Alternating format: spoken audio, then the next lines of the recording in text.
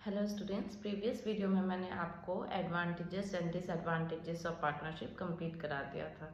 आज मैं आपको पार्टनरशिप डीड के बारे में पढ़ाऊंगी। चलिए स्टार्ट करते हैं। पार्टनरशिप डीड हमारा क्या है?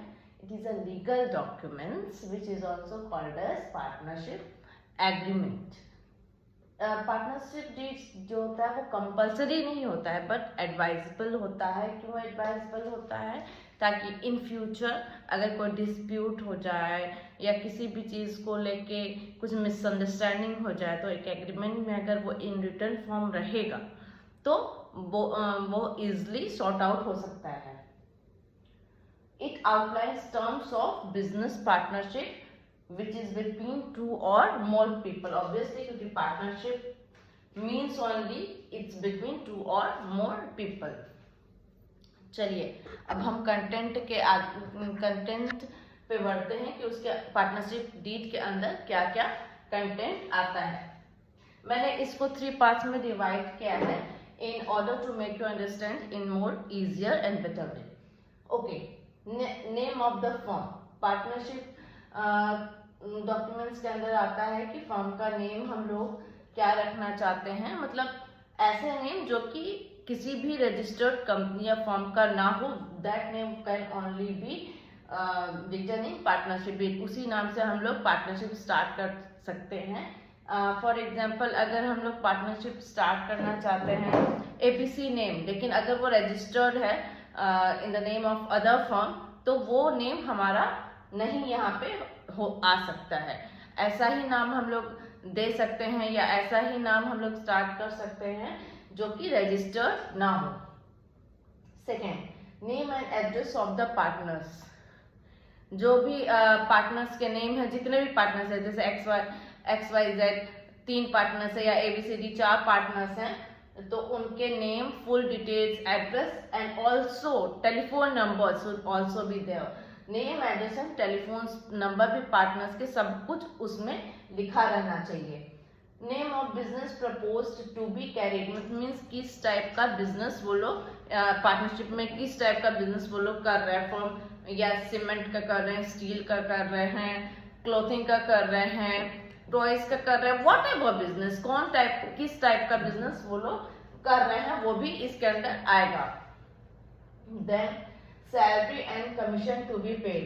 पार्टनर्स को कितना सैलरी मिलेगा, किस पार्टनर को कितना कमीशन मिलेगा, ये भी उसके अंदर इंक्लूडेड होना चाहिए। Procedure of dissolution. प्रोसीजर, अगर मान लीजिए पार्टनरशिप वो लोग बंद करना चाहते हैं, खत्म करना चाहते हैं, हम उनको लॉस हो रहा है या पार्टनर सब रेडी नहीं है कि हम आगे नहीं कर सकते हैं, तो पार्टनरशिप डिसोल्यूशन का क्या प्रोसीजर होगा, कितना अमाउंट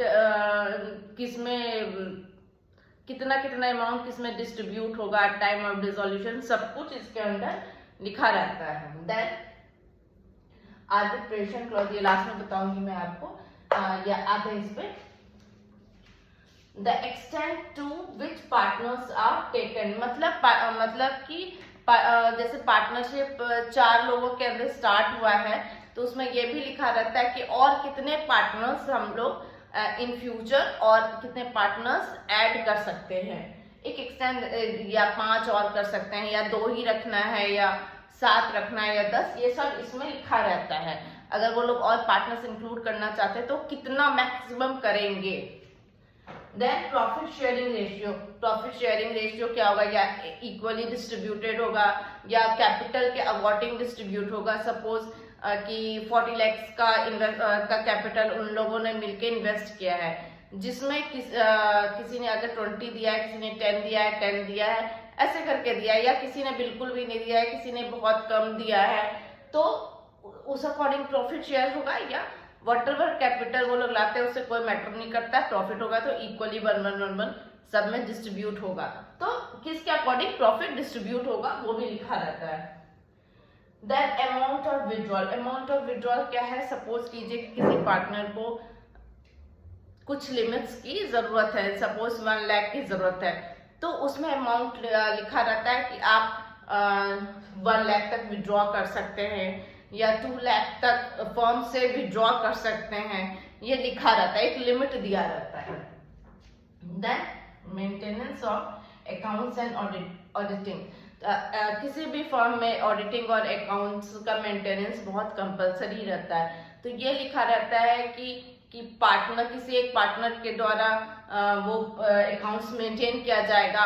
वो लोग या किसी एम्प्लॉय को हायर करेंगे या किसी को हायर करेंगे टू मेंटेन एन अकाउंट। वो लोग ऑडिट किससे करवाएंगे, किस ये के थ्रू करवाएंगे, ये सारा डिटेल उसमें लिखा रहता है। Then come to next, rate of interest on capital and drawing। तो rate of interest on capital and drawing, इसमें क्या है कि वो जिस पार्टनर ने जितना भी कैपिटल इन्वेस्ट किया है तो उसमें उसको कितना इंटरेस्ट मिलेगा। कैपिटल में क्या होता है, कैपिटल इंटरेस्ट मिलता है। और ड्राइंग में क्या होता है कि सपोज मैंने एक मतलब जो भी पार्टनर है एक, उसने 1 लाख विड्रॉ किया तो उसको 1 लाख में कितना इंटरेस्ट पे करना है, वो रेट होता है इंटरेस्ट ऑफ ड्राइंग। तो याद रखिएगा, इंटरेस्ट ऑफ कैपिटल में क्या होता है कि हमें मिलता है इंटरेस्ट, और इंटरेस्ट ऑफ ड्राइंग में क्या होता है, हम लोगों को इंटरेस्ट पे करना पड़ता है। अमाउंट ऑफ कैपिटल, ये मैं बताई हूँ आपको एक्सप्लेन करते हुए। अमाउंट ऑफ कैपिटल क्या, कि कौन सा पार्टनर कितना अमाउंट इन्वेस्ट कर रहा है। Okay, next, power of duties and partners. सभी पार्टनर्स को अपना ड्यूटीज और रिस्पॉन्सिबिलिटी डिस्ट्रीब्यूट होता है, वो इस पॉइंट में आता है। सपोज किसी को सेल्स संभालने के लिए दिया जाता है क्योंकि वो उस डिपार्टमेंट में ज्यादा अच्छा है। किसी को फाइनेंस संभालने के लिए दिया जाता है क्योंकि वो उस डिपार्टमेंट में ज्यादा अच्छा है। तो किसकी क्या पावर्स रिस्पॉन्सिबिलिटी है होगी वो भी इसमें लिखी हुई होती है। Then evolution of goodwill at the time of admission and at the time of retirement, इसके बारे में भी लिखा रहता है कि गुडविल कितना वो लाया था, कितना उसके साथ आया है, एंड कितना रिटायरमेंट तक होगा। ये सारा एवोल्यूशन उसमें लिखा रहता है। ये फिर आपका ये पॉइंट है आर्बिट्रेशन क्लॉज। आर्बिट्रेशन क्या होता है, आर्बिट्रेटर क्या होता है कि जो कि हमारे इन फ्यूचर अगर डिस्प्यूट होता है हमारे बीच तो उसको सॉर्ट आउट करने के लिए जो पर्सन हायर होता है उसको आर्बिट्रेटर बोलते हैं। तो वो भी लिखा रहता है इसमें कि कौन सा आर्बिट्रेटर होगा जो कि हमारा फ्यूचर में अगर डिस्प्यूट होता है तो उसको सेटल करने के लिए हायर होगा। सो पार्टनरशिप डीड के अंदर यही आते हैं कि it's a legal document, compulsory नहीं होता है बट एडवाइजेबल होता है to make in return form, not orally, क्योंकि रिटर्न फॉर्म में क्या होता है हमारे पास एविडेंस होता है। तो हम लोग इन फ्यूचर अगर कोई डिस्प्यूट होता है तो हम लोग उसको रिटर्न फॉर्म में होगा तो इजीली सॉर्ट आउट कर सकेंगे। इसको पार्टनरशिप एग्रीमेंट भी बोला जाता है। फिर इसके अंदर क्या क्या आता है, name of the firm, name and address of partners and also telephone number, then name of business propose to be carried, किस टाइप के बिजनेस वो लोग चला रहे हैं, मतलब चलाना चाहते हैं। Salary and commission to be paid, किस पार्टनर्स को कितना सैलरी मिलेगी, किसको कितना कमीशन मिलेगा। देन प्रोसीजर ऑफ डिसोल्यूशन, कि डिसोल्यूशन का क्या प्रोसीजर होगा, arbitration clause, then the extent to which partners are taken, मतलब कितना पार्टनर्स वो लोग और इंक्लूड कर सकते हैं, करना चाहते हैं या आगे करेंगे। प्रॉफिट शेयरिंग रेशियो, कि प्रॉफिट हमारा कैपिटल डिस्ट्रीब्यूट जितना इन्वेस्ट किया है उस अकॉर्डिंग पे डिस्ट्रीब्यूट होगा या फिर इक्वली डिस्ट्रीब्यूट होगा। अमाउंट ऑफ विड्रॉल, मतलब कितना अमाउंट वो लोग विड्रॉ, एक एक्सटेंट की कितना अमाउंट वो लोग इन केस ऑफ इमरजेंसी वो लोग विड्रॉ कर सकते हैं।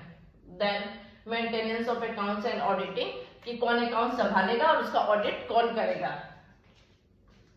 Rate of interest of capital, कि कितना इंटरेस्ट मिलेगा ऑन कैपिटल एंड कितना इंटरेस्ट देना है on drawing. Then amount of capital, कितना अमाउंट कैपिटल किस कौन कौन सा पार्टनर कितना कितना कैपिटल इन्वेस्ट कर रहा है उसका details. Then powers of duties and partners and evolution of goodwill at time of admission and retirement. तो आई गेस ये पॉइंट्स आपको क्लियर है। ये मैंने बहुत इजी वे में आपको एक्सप्लेन करने का ट्राई किया है। आई थिंक आप लोगों को समझ में आ गया होगा। इन नेक्स्ट वीडियो में आपको टाइप्स ऑफ पार्टनर्स के बारे में बताऊंगी। Thank you.